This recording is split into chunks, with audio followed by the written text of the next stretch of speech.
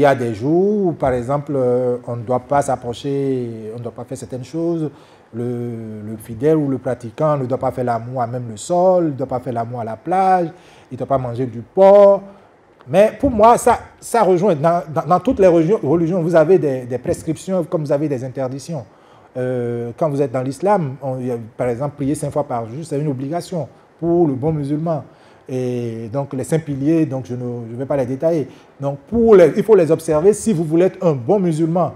Mais ici, je pense que c'est plus exigeant si vous n'observez pas, parce que la déité elle-même peut décider de vous mettre au pas. C'est-à-dire que si une femme mariée commet l'adultère alors qu'elle est pratiquante fidèle du vaudou, elle peut le ressentir automatiquement. Son mari peut avoir des signes, ainsi de suite. En tout cas, c'est la vision, c'est la conception de cela. Moi, je n'ai eu aucun regard critique sur cet aspect des choses.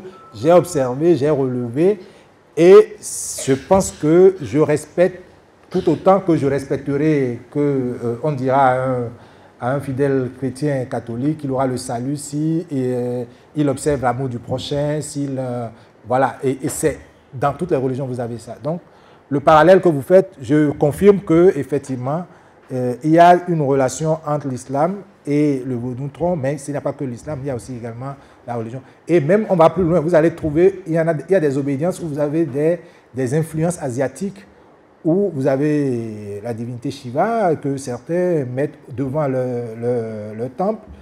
Et ça aussi, c'est une réalité qu'on peut analyser. On peut, parce que pour moi, il ne revient pas de justifier, mais je comprends que la spiritualité africaine n'est pas dans l'exclusion, mais dans l'inclusion. Si on vous dit, vous cherchez, par exemple, vous voulez la prospérité, ou bien si vous faites une consultation du FA et on vous dit, ah, il y a vous avez mamie qui doit vous apporter le bonheur, vous pouvez faire les formalités, prendre les précautions pour pouvoir installer mamie chez vous, ou en tout cas devenir mamie ici.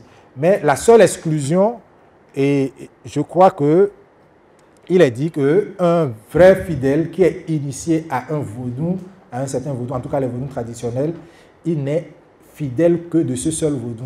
Il est possible qu'il accueille d'autres, attique un vaudou, donc le vaudou médicament, donc qui guérit, qui soigne. D'accord? Vous voyez, et on l'appelle vaudou, donc le vaudou de la pierre, parce que vous allez voir, généralement l'officiant utilise une pierre pour, justement, dans le cas de son invocation.